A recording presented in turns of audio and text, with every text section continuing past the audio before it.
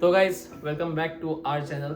और इस बार first time मैं काफ़ी नर्वस हूँ। यूजुअली अपन ब्लॉग वॉक करते तो इतना कुछ इम्प्रॉम्प्टू हो जाता है, ये भी इम्प्रॉम्प्टू ही है। लेकिन फर्स्ट टाइम ऐसा वीडियो बना रहा हूँ, तो thank you all for watching. और ये है स्काई डाइविंग के ऊपर। तो जो मेरे दोस्त थे, जो मेरे मित्र हैं, सबको पता ही है इस साल जो है मैंने स्काई डाइविंग सीखा। तो ये काफ़ी काफ़ी लॉन्ग स्टैंडिंग ड्रीम था, जो मुझे पता भी नहीं था कि ऐसा पॉसिबिलिटी है कि खुद स्काई डाइविंग कर सकते हैं। तो ये ऐसी चीज़ है जो मुझे जब से मुझे मालूम पड़ी तब से मुझे सीखनी थी, और ये इस साल हुआ। तो ये काफ़ी बड़ी चीज़ थी मेरे लिए, और ये प्रॉब्ली मेरा सबसे स्पेशल वीडियो है, और इसलिए शायद मैं अभी थोड़ा नर्वस भी हूँ। लेकिन without further ado let's get into it. So क्यों, लाइक वाई स्काई डाइविंग। तो आपने पता नहीं मेरा पुराना वीडियो देखा होगा, जब मैं नील पावड़े अद्वैत फर्स्ट टाइम स्काई डाइविंग किया था 2021 का। नहीं देखा है तो देखो अभी जाके। तो उसमें हमने first time tandem sky diving किया था सैन डिएगो में। और वो एक्सपीरियंस तो मतलब बहुत, फर्स्ट टाइम स्काई डाइविंग जिसने भी किया है ना, वो एक्सपीरियंस नहीं बता नहीं सकते कैसा लगता है। तो उसके बाद हमें मालूम पड़ा कि हाँ, ये सीख भी सकते हैं, मतलब ये सोलो भी कर सकते हैं। तो टैंडेम स्काई डाइविंग मतलब क्या होता है कि जब तुम्हारे साथ वो जो इंस्ट्रक्टर होता है वो आपको लेके जंप करता है, यूजुअली वही होता है। और जब आपको खुद को सीखना होता है तो ऐसा जंप नहीं कर सकते ऑब्वियसली, तो उसके लिए जो है एक स्काई डाइविंग लाइसेंस लेना पड़ता है। तो that's what this is about, ये वीडियो अबाउट है। और ये वीडियो क्यों बना रहा हूँ, क्योंकि बहुत लोगों ने मुझे, जब मैंने पोस्ट किया था वीडियो स्काई डाइविंग का, तब मुझे बहुत लोगों ने बोला कि ये क्या है भाई, ये लाइसेंस काय का लाइसेंस है, ये तो अकेला कैसे कूद रहा है, ये सेफ है क्या। फैमिली वाले तो डर गए अलग से। तो उनके लिए भी ये वीडियो है कि ये क्यों सेफ था, अभी भी सेफ है, और ये will just go over everything. तो मैंने कुछ ऐसे पॉइंट्स बनाए हैं, उसके ऊपर जाएंगे। कुछ वीडियोस भी है मेरे पास जो ये जर्नी के दौरान मैंने लिए थे, तो वो सब भी मैंने अब तक शेयर नहीं किए कभी यूट्यूब पे, तो वो भी हम देखेंगे। So let's get on. तो क्या होता है, व्हाट इज द लाइसेंस। तो स्काई डाइविंग में 4 टाइप के लाइसेंस होते हैं, ए लाइसेंस, बी लाइसेंस, सी लाइसेंस, डी लाइसेंस। तो बी सी डी जो है तो ए लाइसेंस जो है सबसे जो बेसिक लाइसेंस होता है, जो मैंने दिया है वो अभी है, जिससे आप सोलो जंप कर सकते हो कहीं भी दुनिया में खुद का पैराशूट लेके। तो you don't have to be attached to anyone, you are free to jump. और वैसे ही जैसे जैसे डिफिकल्टी बढ़ेगी, बी सी डी, वो भी हम बाद में शॉर्ट में डिस्कस करेंगे। तो डी लाइसेंस मतलब काफ़ी सुपीरियर लाइसेंस होता है, जो अपने साथ जो इंस्ट्रक्टर्स होते हैं उनका होता है। यहाँ पे रिक्वायरमेंट्स क्या होते हैं स्काई डाइविंग, मतलब लाइसेंस का जो जर्नी होता है उसमें क्या क्या करना होता है। तो पहले तो ऑब्वियसली ग्राउंड कोर्स है, जहाँ पे आपका एक लेक्चर होगा 4 to 5 आवर्स का, जिसमें बहुत कुछ सिखाएंगे, वो हम देखेंगे। उसके बाद होता है AFF के 7 लेवल्स होते हैं, वो भी हम देखेंगे।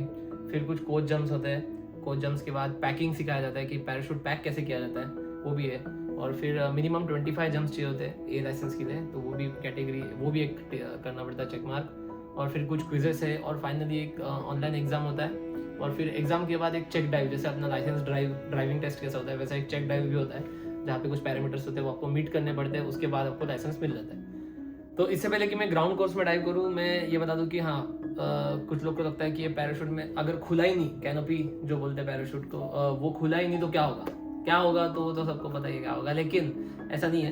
तो 2 पैराशूट होते हैं। सबसे पहले बात ये बता दूं कि जो पहले मेन पैराशूट जो होता है, जो हम खुद पैक करते हैं या फिर जो इंस्ट्रक्टर पैक करते हैं, या फिर जब खुद पैक करना सीख जाओगे तो आपको ही करना होता है वैसे तो वो जो मेन पैराशूट है वो नीचे होता है, जो हम ऐसा खोलते हैं, राइट। और जो रिजर्व पैराशूट होता है, जो बैकअप पैराशूट होता है, वो होता है यहाँ पे। अब जो रिजर्व पैराशूट होता है वो नहीं खुला है, ऐसा कभी हिस्ट्री में हुआ ही नहीं, क्योंकि रिजर्व पैराशूट को हम टच नहीं करते, हम पैक नहीं करते। वो जो है वो USPA, मतलब जो पैराशूट एसोसिएशन वाले हैं, तो उनके कुछ legal authorised sealer, authorised rigger होते हैं, वो लोग ही पैक कर सकते हैं। इसलिए वो इतने श्योर होते हैं कि वो हमेशा खुलता है, तो उसका आपको चिंता नहीं है। और जो मेन पैराशूट है उसमें कभी भी मेल फंक्शनिंग हो जाता है, अगर पैकिंग में कुछ गड़बड़ हो गई वगैरह, लेकिन वो भी ऐसा मतलब बहुत ही कम पॉसिबिलिटी है। और अगर कुछ नहीं हो तो रिजर्व तो होता ही है, ठीक है। तो ये पहले ही मैं बता देना चाहता था, क्योंकि बहुत लोग का डाउट था। ओके, तो हाँ, तो ग्राउंड कोर्स में ये सब सिखा दें कि 2 पैराशूट होते हैं, राइट। उसके बाद ऑल्टीमीटर देते हैं। ऑल्टीमीटर मतलब क्या होता है, तो ये ऐसा एक तरह का एक वॉच होता है, जहाँ पे जीरोस, घड़ी की तरह 12 नंबर होते हैं, और यहाँ पे 12 मतलब 12,000 1000 से लेके 12,000 ऐसा एलिवेशन। तो बेसिकली जब आप ऊपर जाओगे 13,000 पे, 13,000 से स्टार्ट होता है, तो ये 1 पे होता है। तो जैसे जैसे आप नीचे गिरोगे तो ऑब्वियसली ये 0 मतलब एल्टीट्यूड देगा आपको। तो इससे आपको इससे आपको मालूम पड़ता है कि कब आपको कौन से मैन्यूवर करने हैं, कब डिप्लॉयमेंट शुरू करना है, राइट। तो ऐसा सीन है। तो वो सब बताते हैं। और ये क्यों ज़रूरी है, क्योंकि आप जब 13,000 से जंप करोगे तो सीधा पैराशूट तो नहीं जंप करोगे, 1 मिनट का अप्रॉक्सीमेट फ्री फॉल होता है। और फ्रॉम अ स्टूडेंट पर्सपेक्टिव आपको 6,000 के बाद 6,000 मतलब जब 13,000 से 6,000 तक आप पहुंच जाओगे तो 6,000 को आपका माइंड जो है लॉक्ड इन होना चाहिए आपके ऑल्टीमीटर पे, क्योंकि 6,000 से लेके 5,500 तक मतलब 500 फीट तक आपको ऑब्जर्व करना है और 5,500 को आप लोग डिप्लॉय करना है। और डिप्लॉय किया, पैराशूट खुदा, फिर लास्ट का आपको खुद से आना होता है। तो ये ग्राउंड कोर्स जब हुआ तब वो लोगों ने बोला कि चलो let's do the first jump. तो आई वाज लाइक ये पहला जंप में ही हमें खुद कैनोपी कंट्रोल करना है। मैंने पूछा तो बोले हाँ, तो ये पहला ही जंप है। मतलब ठीक है, तो चलो देखते हैं तो क्या है। तो फिर पहले जंप में क्या होता है कि पहले जंप में 2 जो इंस्ट्रक्टर्स होते हैं, वो तो आपका जो कॉस्ट्यूम होता है ट्रेनिंग वाला, उसमें हैंडल होते हैं आप। तो वो जो 2 इंस्ट्रक्टर होते हैं वो आपको पकड़े हुए रहते हैं और वो आपको बोल देंगे कि जंप करो प्लेन से, और वो आपको पकड़े रहेंगे। तो हमेशा जो 1 मिनट का जो फ्री फॉल होगा उसमें वो आपको पकड़े रहेंगे, तो आप स्टेबल रहोगे। तो पहले जंप में जो पहला लेवल है उसमें आपका मेन फोकस यही है कि आपको डिप्लॉय करना है। तो इस तरीके से वो एक जंप हो गया, लेवल 1 हो गया।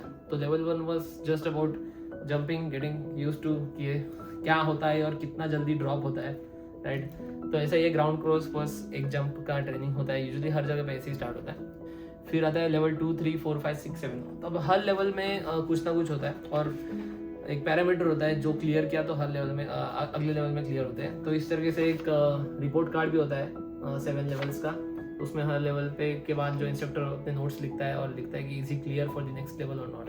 जैसे कि लेवल 2 में आपको क्या होता है कि आप जंप करोगे और एक टर्न भी करोगे। अब टर्न कैसे करना है वो लोग सिखाते हैं, मतलब मैन्यूवर्स से कि कैसे राइट, क्योंकि हवा में इतना वोलेटाइल होता है आपका बॉडी, आप एक सिर्फ ऐसा हाथ नीचे करोगे आपका बॉडी सीधा स्पिन करना शुरू हो जाता है।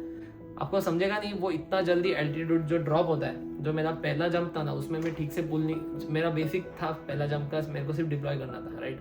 बहुत लोग का ऐसा होता है, मेरे साथ भी यही हुआ कि मुझे समझा ही नहीं कि वो कब 6,000 आया, मुझे समझा ही नहीं कब 6,000 से 5,500 आया और पुल करने का टाइम आया। तब मेरा इंस्ट्रक्टर जो मुझे ऐसा सिंबल दे रहा था, तो ऐसे बहुत सारे हैंड सिग्नल्स हैं जो मैं आपको अभी दिखा रहा हूँ।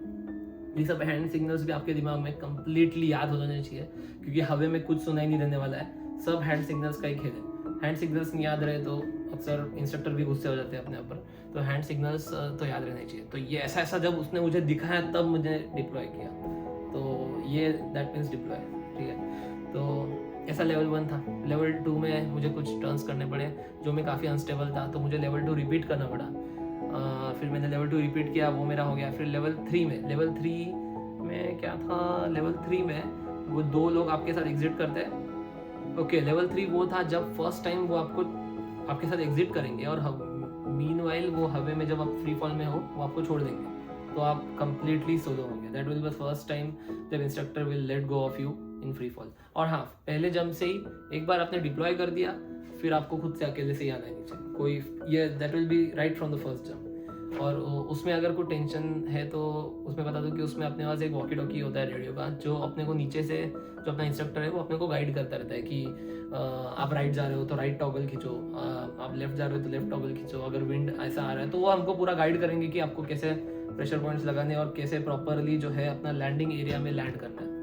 और कैनोपी सच बोलूँ तो मुझे इतना मुश्किल नहीं लगा। कैनोपी हैंडलिंग जो पैराशूट हैंडलिंग है वो इवेंचुअली आ जाएगा। हाँ, मतलब लैंडिंग के टाइम पे स्मूथली लैंड करना वो थोड़ा प्रैक्टिस के साथ आएगा, ठीक है। तो लेवल 4 में जो है हाँ, लेवल 3 हो गया, उन्होंने मुझे अकेला छोड़ दिया। लेवल 4 में हाँ, लेवल 4 फर्स्ट जंप है which is completely solo, not मतलब कम्प्लीटली सोलो, एक इंस्ट्रक्टर होगा, he will not hold on to you. वो आपको खुद डाइव करना है प्लेन से, और वो बस आपके साइड में खड़ा रहेगा और वो आपके साथ डाइव करेगा। तो he will be watching you all the time. आपको कुछ नहीं करना है, आपको सिर्फ सोलो जाना है, सोलो ये करना है, डिप्लॉय करना है, दैट्स इट। ये लेवल 4 था। और 5 में, लेवल 5 में भी ऑलमोस्ट वही है। लेवल 5 में भी एक जन होगा इंस्ट्रक्टर और आपको उसको टर्न्स करके दिखाने हैं, लेकिन इस बार नो सपोर्ट, आपको खुद से करना है। और फिर लेवल 6 काफ़ी सबसे कूल लेवल जो है, सबसे बेस्ट लेवल सबको ये लगता है लेवल 6 में आपको रोल्स करने हैं, फ्रंट फ्लिप, बैक फ्लिप करना है, बैरल रोल करना है। और ज़रूरी नहीं कि रोल्स परफेक्ट होने चाहिए, लेकिन ऐसा है कि आपको कम्प्लीटली ये डेमोन्स्ट्रेट करना है कि आप जब कम्प्लीटली आउट ऑफ कंट्रोल जाओगे और वापस आप स्टेबिलिटी वो जो गेन कर पाओगे वो आपको दिखाना है, वो कॉन्फिडेंस उनको देना है इंस्ट्रक्टर को। तो बेसिकली AFF का कोर्स जो लेवल 1 से लेवल 7 का मेन एम क्या है कि आपको उनको ये दिखाना है कि मैं मतलब लेवल 7 के बाद I am able to do solo jumps, मैं खुद के लाइफ सिचुएशन हैंडल कर सकता हूँ, मुझे इंस्ट्रक्टर का ज़रूरत नहीं है ऐसा। तो ये जो फोकस है AFF 7 लेवल्स का। वीडियो जो है मैं अभी प्ले करता हूँ, तो होपफुली आप एंजॉय करोगे। ये है लेवल 6 का वीडियो, देखते हैं।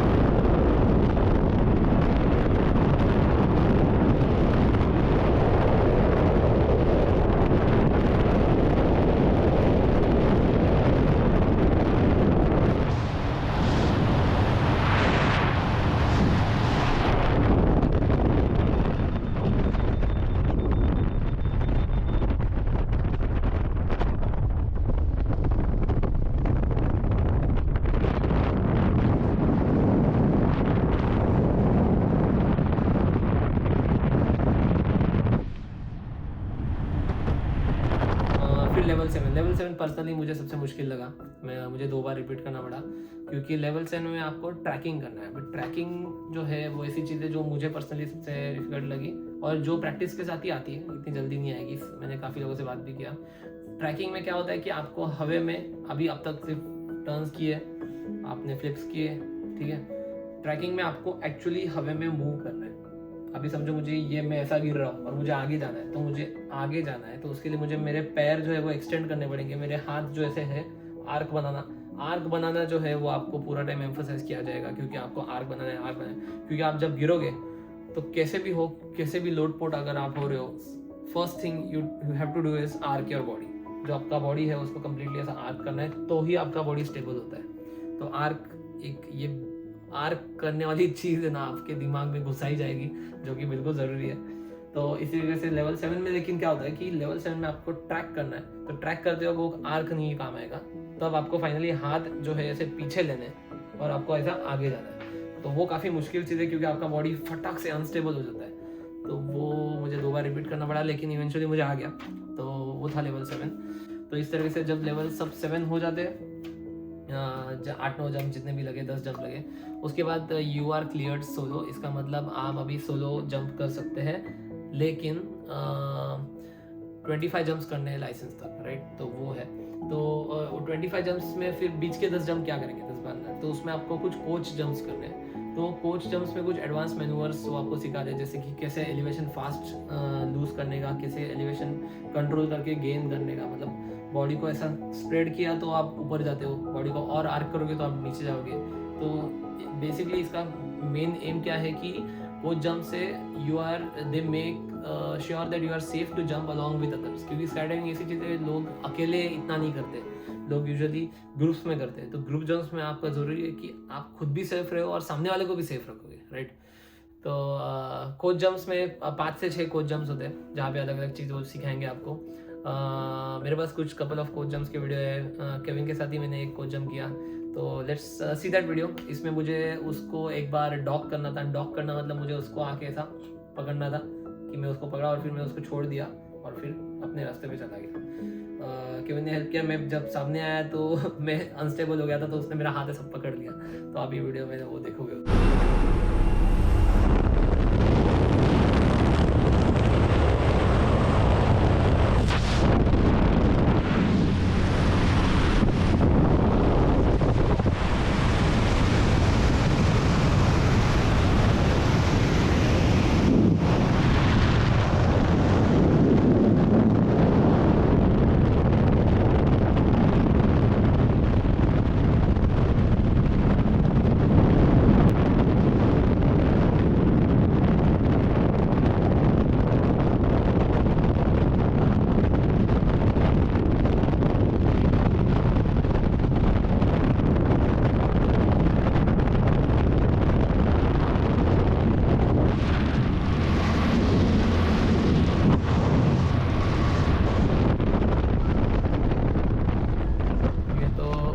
ऐसे करते करते, और आपको हर जंप के बाद आपको लॉग बुक में लिखना है। तो एक लॉग बुक होता है जो कि ऐसा कुछ दिखता है।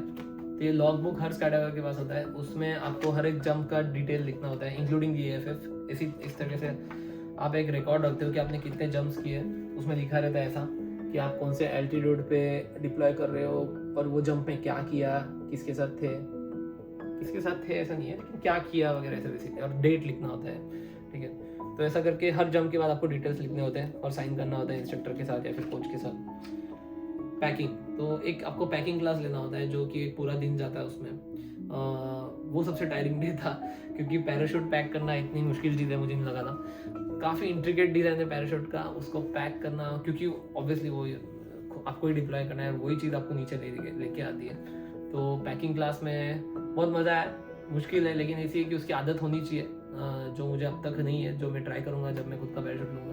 तो पैकिंग क्लास में आपको पैकिंग सिखाते हैं, उसके बाद you have to pack your own parachute और do a jump with your own, क्योंकि अब तक तो क्या है कि आप वो रेंटल जो स्टूडेंट गियर था वो करके कर रहे थे।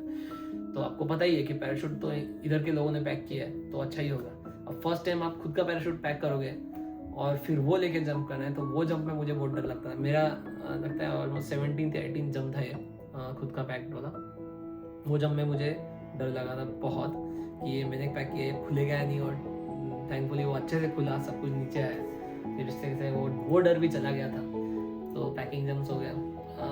उसके बाद था कुछ टेस्ट एंड क्विजेस। तो कुछ क्विजेस होते हैं ऑनलाइन स्काईडाइवर मैनुअल के, जो स्काईडाइवर्स इन्फॉर्मेशन मैनुअल जो सिम बोलते हैं, उसके क्विज कंप्लीट करने पड़ते हैं। और फिर एक फाइनल एग्जाम होता है, ऑनलाइन एग्जाम। तो वो ऑनलाइन एग्जाम देना पड़ता है, MCQs होते हैं उसमें, वो दे दिए, वो भी हो गया। फिर और एक चीज़ होता है, वो होता है हॉप एंड पॉप। तो हॉप एंड पॉप में क्या होता है कि आपको एकदम लो एल्टीट्यूड में जंप करना है। तो अब तक आप 13,000 में जंप कर रहे थे, तो ये हॉप एंड पॉप में आपको कितने में किया था मैंने, आई थिंक 4,000 पे किया था शायद, हाँ 4,000 पे किया था। जब 4,000 पे आप जंप करते हैं, आपके पास कुछ टाइम नहीं होता है फ्री फॉल का, सीधा डिप्लॉय करना है, नीचे आते हैं, इसलिए हॉप एंड पॉप ऐसा इसको बोलते हैं। वो भी एक क्राइटेरिया है। उसके बाद सब कुछ होने के बाद जब ओके 25 जंप हो गए, सब कोच जंप्स हो गए, और इस तरीके से जो एक रिपोर्ट कार्ड होता है, रिपोर्ट कार्ड में आपको क्विज भी पूछे जाते हैं कि पावर लाइंस में कैसे लैंड करोगे, सेफ्टी प्रोसीजर्स एक बार वापस वॉक थ्रू किए जाते हैं और मेक श्योर किया जाता है कि आपको सब याद है। तो इस तरीके से जो ये पूरा रिपोर्ट कार्ड होता है, अलग अलग तरह के अलग अलग कोच जो है वो इसके ऊपर साइन करते हैं और राइट ऑफ करते हैं कि ठीक है, I pass this guy for this thing, मतलब। तो इस तरीके के बाद फिर फाइनली आपका चेक डाइव होता है। चेक डाइव में जो होता है वो आपको तो चेक डाइव में यहाँ पे ऐसे पैरामीटर्स थे कि आपको जंप करना है और 2 बार डॉक करना है और फ्लिप्स करना है। तो ये सब उनको एक डाइव फ्लो होता है, वो उनको करके दिखाना होता है विदाउट एनी सपोर्ट वगैरह। एक बार मैंने चेक डाइव किया, मेरा फेल हुआ, क्योंकि मैंने जब डॉक करने आया तो मैं थोड़ा घाई किया और मैंने हाथ पकड़ने की कोशिश की इंस्ट्रक्टर की डॉक करते वक्त, जिसके वजह से मैं पूरा फ्लिप हो गया, पूरा लोटपोट हो गया, तो वो मुझे फेल किया। फिर लेकिन जो मेरा नेक्स्ट चेक डाइव था वो एकदम परफेक्ट था, एकदम मतलब मेरा प्रॉब्ली सबसे बेस्ट जंप वही था।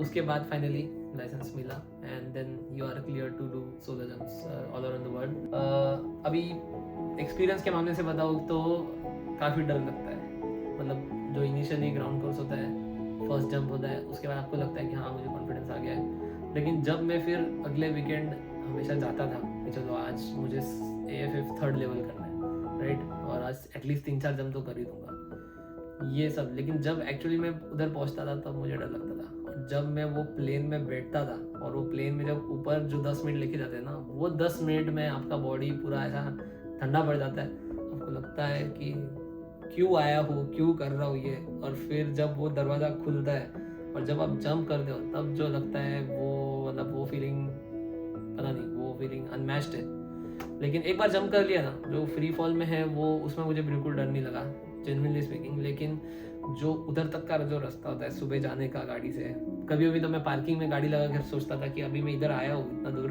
अब मैं अंदर जाऊँ या वापस घर जाऊँ, ऐसा थोड़ा डर के वजह से। तो ये भी होता है।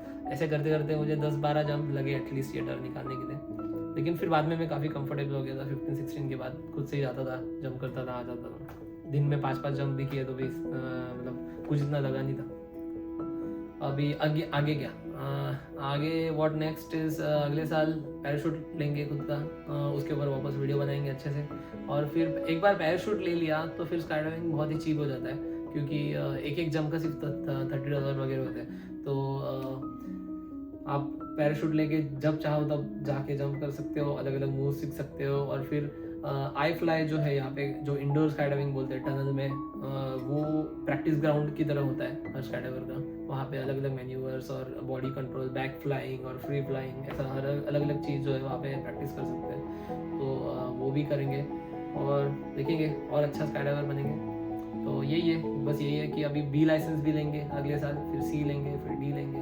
उसके लिए तो बहुत टाइम है, फिलहाल बी तो ले लेंगे अगले साल, वो तो फिक्स है। क्योंकि बी लाइसेंस में जो 50 जंप्स चाहिए होते हैं, अभी अपने 30 हुए हैं। हाँ, सी के लिए 200 है, डी के लिए 500 है। तो ऐसा है। और ऐसे ही नहीं सिर्फ की नंबर ऑफ जंप्स, जैसे बी लाइसेंस में वाटर लैंडिंग का भी प्रैक्टिस करना होता है। आपको पानी में गिरना है और पानी में आपको पैराशूट डिटैच करके उधर से मुश्किल से निकलना है, तो वो भी एक बी लाइसेंस का पैरामीटर है। उसका भी ट्रेनिंग होता है, वाटर ट्रेनिंग। फिर सी लाइसेंस और डी लाइसेंस में नाइट जंप्स वगैरह भी होते हैं, तो काफ़ी एडवांस चीज़ है। वो तो जब देखे जाएंगे लाइफ में कब करेंगे तभी, लेकिन एटलीस्ट बी लाइसेंस इस साल अपना टारगेट है नेक्स्ट ईयर का। तो इस तरीके से जो है वो स्काई डाइविंग का जर्नी था। आई होप आपको ये वीडियो बहुत पसंद आया। थोड़ा अलग वीडियो था, मैं भी नर्वस था, लेकिन ये मुझे करना था बहुत दिन से। और आई होप कि ऐसे ही आप स्टे ट्यून्ड रहोगे, क्योंकि और काफ़ी कंटेंट आएगा अगले साल भी। तो thank you for watching. Thanks to sky diving capacity, जहाँ पे मैंने सीखा। काफ़ी अच्छा ड्रॉप जोन है, बहुत लोग इसकी तारीफ़ करते हैं, और नो डाउट काफ़ी इंस्ट्रक्टर्स जो है वो काफ़ी फ्रेंडली है, काफ़ी हेल्पफुल है। बट एनीवेज अभी के लिए thank you for watching. Thank you Kavin, जो मेरा फ्रेंड था कविन, उसने काफ़ी हेल्प किया। और hopefully will jump together more often. और थैंक यू प्राजक्ता, ऑब्वियसली मेरी धर्मपत्नी जो है उन्होंने काफ़ी भरोसा किया मेरे ऊपर, क्योंकि वो उसको डर लगता था ये सुबह सुबह जा रहा है आसमान से कूदने, और शाम को सही सलामत आ जाता था। तो thank you for believing in me. और that's it, I think we can close this video. और कुछ हाईलाइट्स मैंने बनाए, तो let's go through that and hopefully you enjoy the video.